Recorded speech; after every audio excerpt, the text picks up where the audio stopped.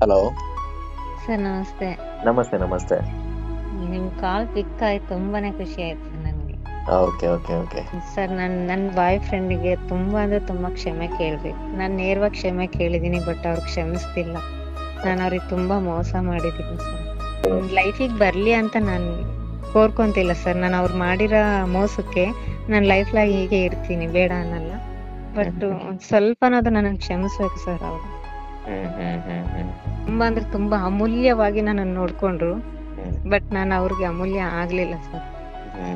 ನಿಷ್ಕಲ್ಮಶ ಪ್ರೀತಿ sir. ಒಂದು white ಹಾಳೆ ಮೇಲೆ ಕಪ್ಪು ಚುಕ್ಕೆ ಇಟ್ರೆ ಹೆಂಗಿರುತ್ತೆ ಹಂಗ ಆಗ್ಬಿಡ್ತು ನನ್ನ ಜೀವನದಲ್ಲಿ. ತುಂಬಾ ಅಂದ್ರೆ ತುಂಬಾ ಅಪರೂಪವಾಗಿ ನನ್ನನ್ನು ನೋಡ್ಕೊಂಡ. ನನ್ಗಿಂತದ್ ಬೇಕು ಅಂದ್ರೆ ಕ್ಷಣದಲ್ಲಿ ನನ್ ಮುಂದೆ ತಂದಿಡ್ತಾ ಇದ್ದ.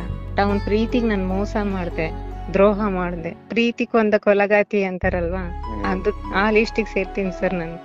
ಸರ್ ನಾನು ಕೆಲವೊಂದ್ ನಿಮ್ದು ಸ್ಟೇಟಸ್ಗಳು ನೋಡಿ, ನಿಮ್ ಮಾತುಗಳು ನೋಡಿ ತುಂಬಾ ಇಂಪ್ರೆಸ್ ಆಗ್ತಿದೀನಿ ಸರ್. ತುಂಬಾ ಬದುಕ್ತಾ ಇದೀನಿ, ಧೈರ್ಯ ಬರುತ್ತೆ. ಕೆಲವೊಂದು ನನಗೂ ಅನಿವಾರ್ಯ ಆಗುತ್ತೆ ಸರ್, ನಾನ್ ಮಾಡಿದ್ದು ತಪ್ಪೇ ಅಲ್ವಾ ಅಂತ. ನಿಮ್ ಮಾತುಗಳಿಂದ ತುಂಬಾ ಅಂದ್ರೆ ತುಂಬಾ ಬದಲಾವಣೆ ಆಗಿದೆ ಸರ್. ತುಂಬಾ ಅಂದ್ರೆ ಸಮಾಧಾನದ ಮಾತು ತುಂಬಾನೇ ಹೇಳ್ತೀರಾ ನೀವು.